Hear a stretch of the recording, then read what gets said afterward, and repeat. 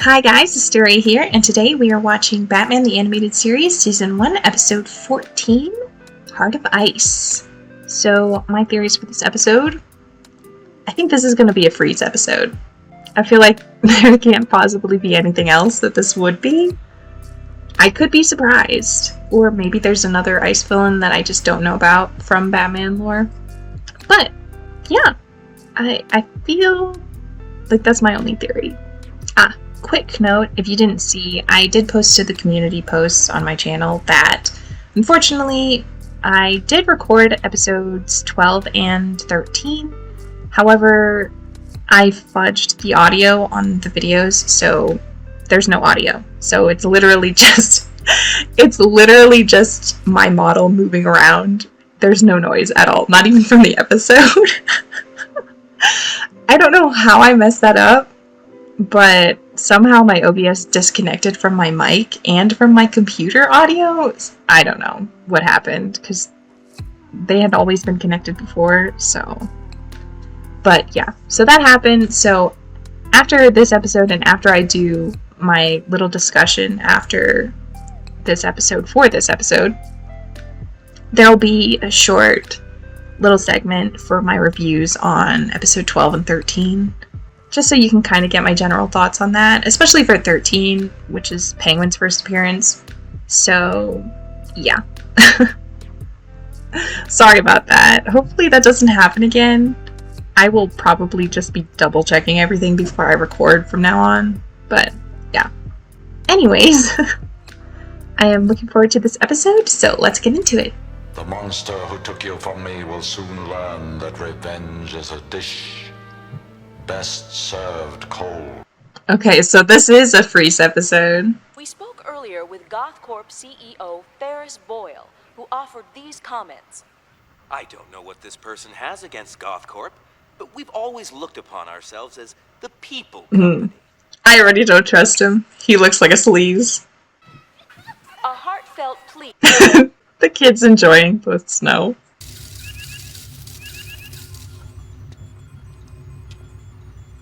Is he finding the materials? Video games, always, huh? I've accessed police files on the GothCorp raids. These are the stolen objects. Ah. They combine into a massive weapon able to generate intense cold. There's still one component missing, and only one GothCorp plant makes it. Nice. Okay, so you know where you need to go. Oh, stay where you are! Oh my goodness. And then here comes the Batmobile. Oh my goodness, Bruce! That was kind of close. He almost ran them over. Keep your mind on your business. I'll handle this. I love his voice. Oh no. Ooh. Driving on ice, man. Never fun.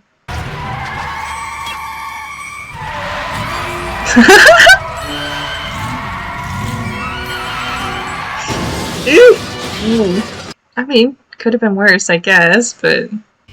Load those canisters. Hurry. Yeah, his voice is just so cool. Like, the effect they have on it, too. And I do like the, like, red eyes on, well, goggles, but...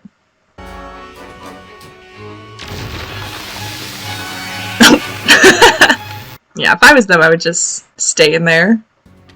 All set.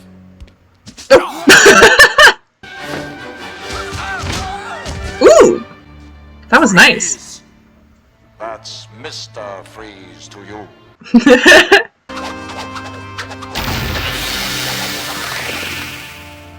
Oh.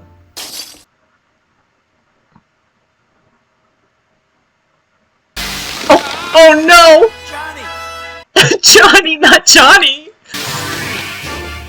Oh no. Ooh. Ow. Ooh.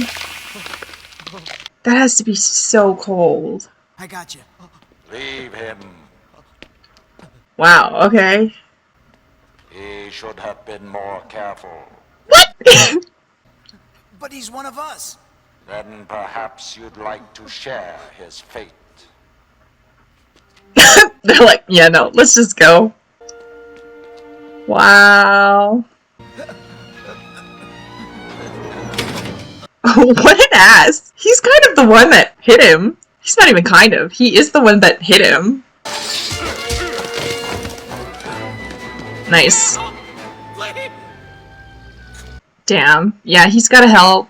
Because I'm pretty sure if he doesn't get help for that and get the ice off, like, he could lose his legs from that, right?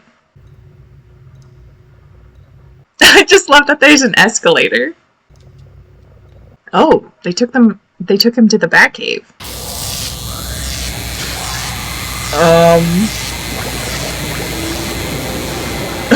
What's happening? Oh no, he has the sniffles. Is he good? Oof. Nice. The hot chemical bath did the trick. Oh no! That was a wicked sneeze. What's this I hear about someone causing trouble for Gothcorp? You got me. Some fruitcake has it out for my company. I don't know why. Maybe it's an investor who lost money. Or an angry ex-employee. There's only one man who'd hate Gothcorp that much. If he were alive. Oh? He was caught using company equipment for personal reasons. I had to send my security men in. There was a fight, an explosion. We lost him. Wow. What a way to put that. Your guys killed him. People company line is great PR, but when the wage slaves start acting like they own the place, it's time to pull the plug. Wow. We're hosting a ceremony tonight for Gotham's Humanitarian Industrialist of the Year. Guess who's winning? I feel ill. Me too, Bruce. Congratulations on your award. I'm sure it's well deserved. Oh my gosh, he's seething on the inside. I can't blame him. Wage slaves? Fuck that guy. Passion, charity. Where were those pretty words when she needed to hear them? Interesting. So was he using company materials to help her? Or was she also there when the fight happened? On a crowded office building, you'll need this. Knockout gas? Chicken soup. The only way to fight a cold. Mr. Boyle sent me to fill in. Enjoy yourself at the party. With Is the this top Bruce again? Great! I love that we see him in disguises so often in this show. Nice. Ooh, nice! Like a decoder card. Damn, he changed quick! Okay, so he was using the stuff from this job to help? Victor Freeze. I am recording what I pray will be mankind's first step toward immortality. Immortality? Subjects like my own beloved wife, Nora. Once a remedy has been found. Oh. Get away from that equipment. Shut this stuff down. Wait, you can't turn it off? Can't stop it now. My wife is in there. So bring her out. You can't interrupt the process now. Open it. Oh no. They're gonna kill her. No! Oh my goodness. Stay away from her. It doesn't have to come to this. We can talk. Oh. Wow. Wow. Get out. Get Great out. job, asshole. No! Oh my god. Nora! Oh my god. It would move me to tears if I still had tears to shed. Did he get it? So is his wife still alive? I'm kind of curious. I'm sorry. I'm beyond emotions. They've been frozen dead in me. Mm-hmm. So is she dead? I can no longer survive out of a sub-zero environment. That sucks. To never again walk on a summer's day with a hot wind in your face and a warm hand to hold. Oh yes, I'd kill for that. Mm-hmm. And yet he says he has no more emotions. That's a lie. Oh! That works. Nice. He has to be freezing though. Like, he was iced up in the snow. Keys? He's just like, you know what? I would try to do my job.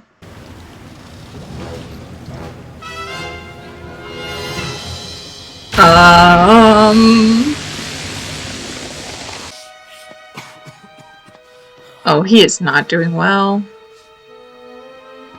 Yeah, his muscles are probably stiff, right? And so it gives me great pleasure. Gosh, there's so many people here. Double the power. Oh. Yo! Imagine looking up and seeing that. Oh, his belt. Freeze, you're gonna ruin your own machine if you keep just randomly shooting. Oh! I will finish this. Oh! Oh! Okay! That was impressive. Come now. Surely you remember your old colleague, Victor Freeze. No! Stop! Please. Beg you. You beg? In my nightmares, I see my Nora behind the glass, begging to me with frozen eyes. Oh.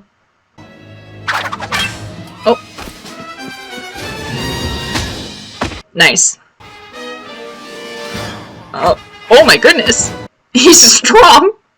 Advanced circuitry that powers my suit also triples my strength. Oh. Well. Oof. Oh! Alfred's chicken soup! Oh no! Oh my goodness. He can't survive like that though, right? Batman? No justice. Ooh. I liked that shot. Here's the evidence. Yep. You're not getting away with it. Night, humanitarian. Okay, he can survive without the suit.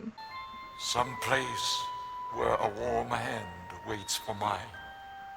Aww. That's depressing.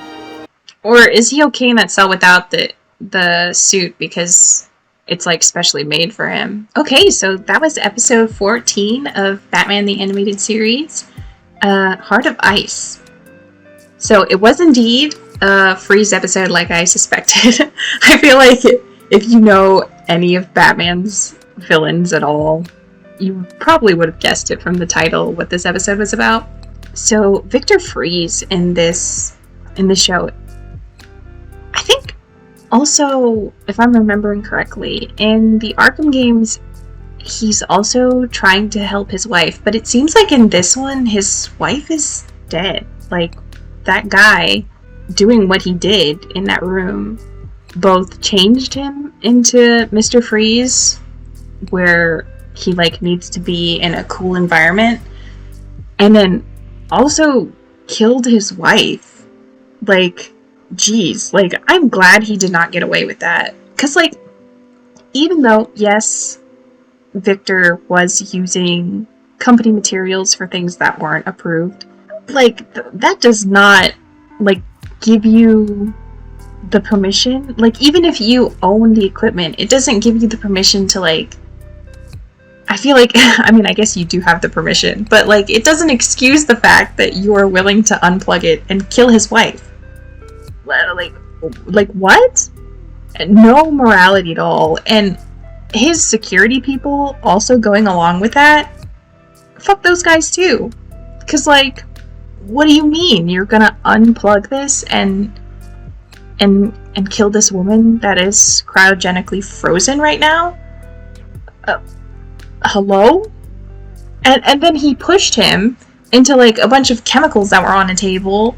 Good going, genius. What did you think was going to happen? Like, oh my goodness. So, that's horrible that that happened to him. And, like, Victor just seems like a very sad man that is trying to pretend that he's not sad. It makes sense after what happened that he became so obsessed with, getting revenge. Like, yeah, she was cryogenically frozen, and she did have an incurable disease, but she wasn't dead yet. That man legitimately killed her, and then kind of wrote it off as, oh, well, this happened, and a fight broke up, and then there was an explosion, and then he died. What an ass! Oh my goodness. I love that we're getting to see Bruce disguise himself a lot in this show. He also disguised himself in episode 12? I believe it was 12. As a homeless man to, eavesdrop and put a little speaker underneath the table. I don't know. I feel like that's just one of the skills that I haven't really personally seen Bruce use a lot, so it's cool to see it so often in this show. I do really like Freeze's character design and the voice effect that they put over his voice actor, because not only is his voice actor doing a very good job at kind of having I wouldn't say monotone, but a kind of steady tone throughout his speaking, since Victor is trying to pretend that he doesn't have any emotions anymore, even though he's literally going around for the sake of revenge and wanting to get revenge because he's sad about what happened, right? Yeah. The voice actor plus the voice effect, it just sounds so cool. It kind of sounds robot-y, which makes sense because he was in a suit, but yeah. And then the red glasses goggles that he had on that were super piercing and was a complete standout color from the rest of his outfit. I really like that. Again, the goons in this episode, they're just kind of, all of the goons tend to kind of be random NPC characters, but I feel like they just do them so well in this show. In this one we got Johnny, and then we had the rest of the crew who didn't want to leave Johnny behind, but then, ultimately did because they were going to get frozen. Self-preservation and all that. But, yeah. Also, Freeze is the one that hit him. Johnny was just standing there. I wouldn't say it was a result of him being incompetent. I personally, again, I feel like I say this for every single villain, but I personally would not want to work for Mr. Freeze if that's how he treats his underlings. But yeah, thankfully Johnny was okay. Bruce once again being such a good guy and taking him to the Batcave to defreeze his legs. Imagine being Johnny and you're a goon, you're working for Mr. Freeze, you get frozen, and then Batman kind of low-key abducts you and saves you. At that point I feel like Johnny probably doesn't go on to become a goon again. He probably maybe cleans up his act, maybe. If he was able to, But, yeah. The goons. I love the goons in this show. They have so much personality. Oh, Bruce giving that guy... I don't remember his name. Giving that guy shade. So valid. Him being I feel sick. Oh my gosh. Yeah, deserved. I hope that guy goes to jail. Or prison. I hope that guy goes to prison. Oh yeah, Alfred Soup being the one thing that actually beats Freeze is kind of hilarious, but I also love it. Yeah, but I feel like that's all I have to say about this episode. It was a good episode. I did enjoy it, and I'm kind of curious if we're going to see more Freeze in the future. And if so, since I'm assuming his name escapes me, the guy will go to prison, right? From the tape that Batman gave. I can't really think of what Freeze might do. kind of curious if he does show up, what he'll be trying to do. But yeah, I believe that's all my thoughts on this episode. Before this video ends, we are going to do quick reviews for 112 and 113 of Batman the Animated Series, so they'll be like slotted in right here, probably a bit awkwardly because I'm just going to edit them in. But yeah, here's the reviews for those episodes. Okay, so for a quick review of Batman 112 and Batman 113, I'll try to keep this brief, and also if it looks like I'm reading, it's because I am. I wrote little short notes trying to remember everything that I said at the end of the reactions for those episodes, but I might be forgetting stuff. Hopefully not. But yeah, so for Batman 112, it's never too late. So, this episode was another great example of what a good person Bruce is and how willing he is to try to help people who sometimes arguably don't deserve it. That sounds horrible, but I mean, some people are beyond help, but he's willing to try. So for this episode, we're mostly following around Arnold, who's this mob boss, kind of old mob boss, whose territory is kind of being beaten by Thorn. Hate that man. But Thorn is kind of becoming more of the big shot, right? So Arnold's kind of in this tough position, but he's also worried about his son, Joey, who has been missing for a couple days, and he thinks that Thorn is the one behind it. Turns out, Thorn was not behind it. And we figured this out because Batman, after saving Arnold from getting blown up in a restaurant, after getting set up by Thorn, he takes Arnold to a rehabilitation center where his son Joey actually is. So Arnold has been making and distributing drugs and, kind of ruining people's lives by doing those things. And his son Joey has gotten hooked on the drugs that he's been distributing. So Batman takes him there, hoping that seeing that, he'll be able to realize, oh, these actions of mine do have consequences. These are bad things that are happening to other people, even if I don't see it. But here, my own son is. So, yeah, Batman thought that would help him snap out of it. Unfortunately, Arnold is kind of stubborn, and he's just does not want to do what Batman wants him to do, which is basically turn himself in and give the police information on, I'm assuming, his organization, and then also, I think, Thorn's organization as well. But yeah, so Arnold decides not to go for that, and it kind of spirals into this whole thing of Arnold trying to, take care of Thorn and stuff on his own, and figure things out by himself, right? So yeah, Batman, earlier on in this episode, we see him talking to this priest who ends up being Arnold's brother, who saved him when they were kids from getting hit by a train, right? And then he himself got hit by the train and lost a leg from that.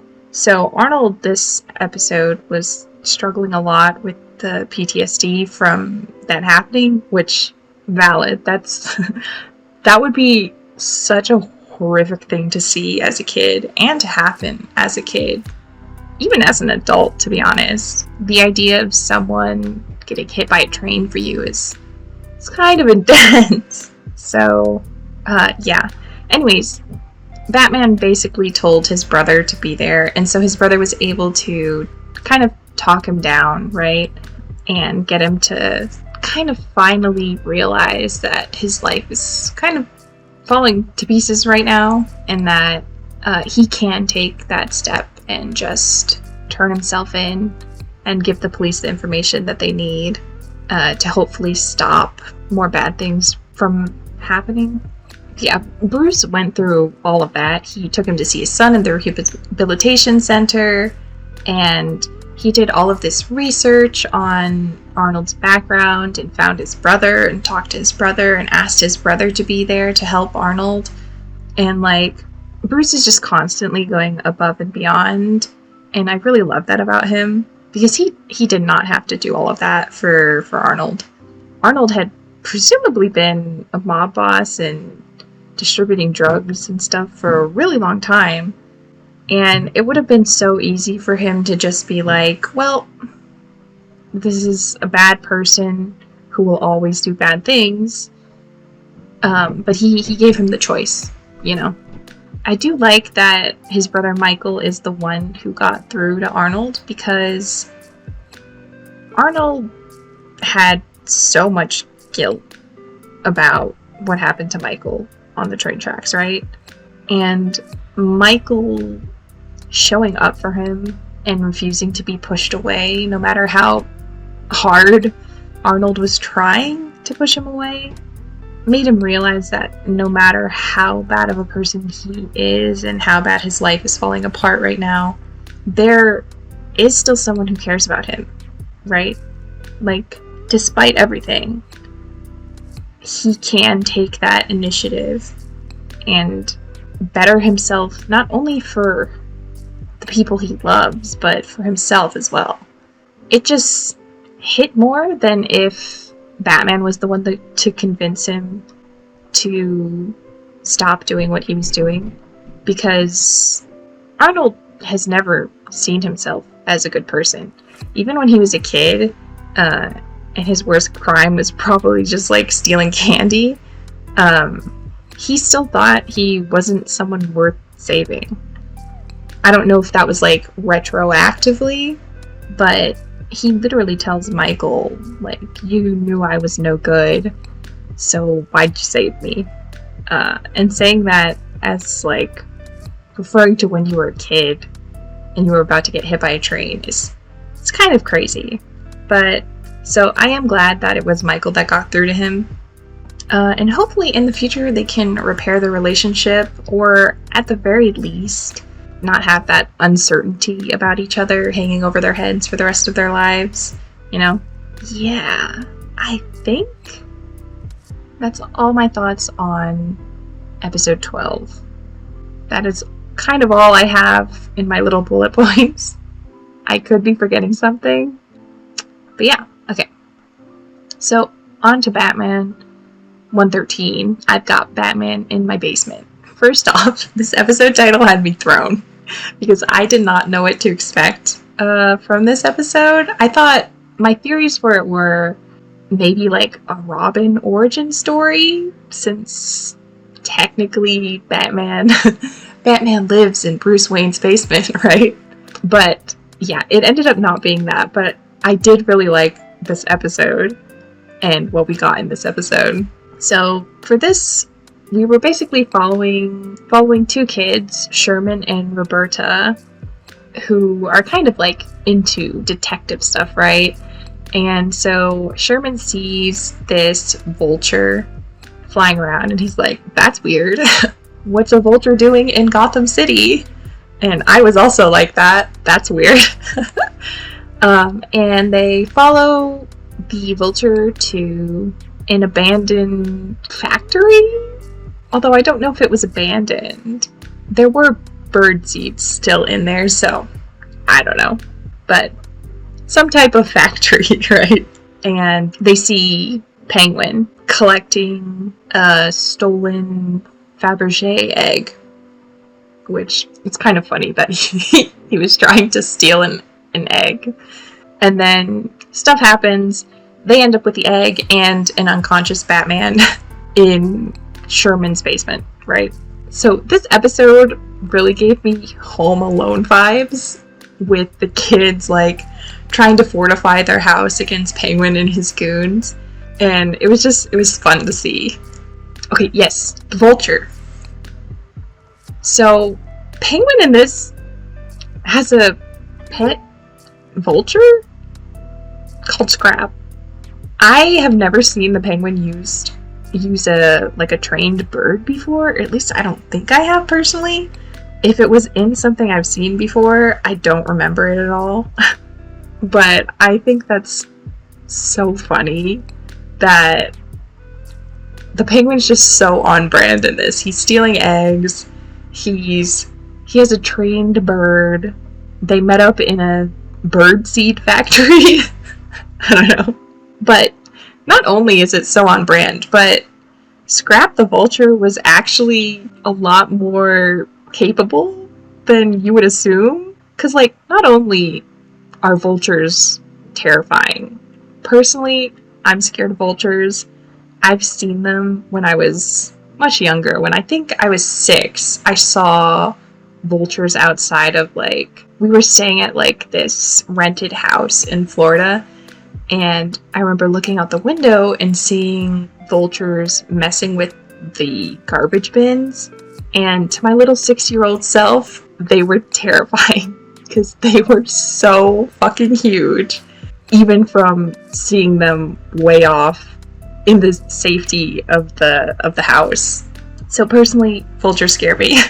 So not only is the vulture, like, kind of capable in, like, combat and snatching things really quick, Scrap was also flying around and spotting where the kids were and where the Batmobile was, and, you know, landing on top of the house so that Penguin and his goons could see exactly which house they needed to go to. He was cutting the phone lines with his beak. Like, kind of crazy. The Penguin trained Scrap very well.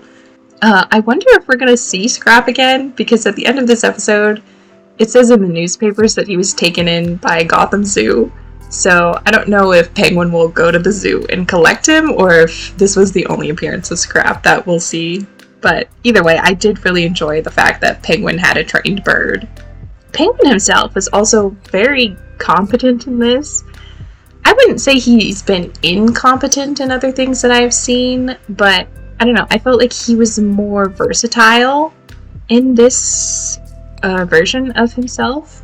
I felt like he had a lot more tricks up his sleeve.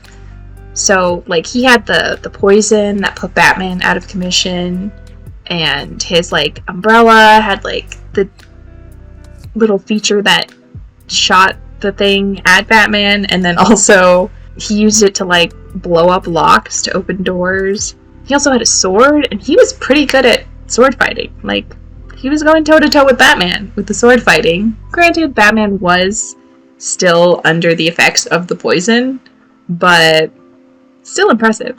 I did really like Penguin's character design in this show. He, like, has these hands that are, like, sharp and, like, 3 fingers. So it looks very much like a bird claw. I don't know. I thought that was just a cool little feature that they put into his character design.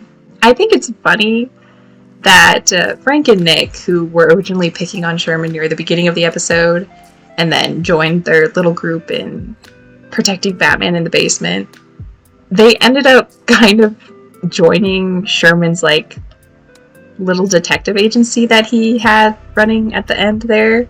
I guess they just needed to, like, spend time with him and see that he's not lame.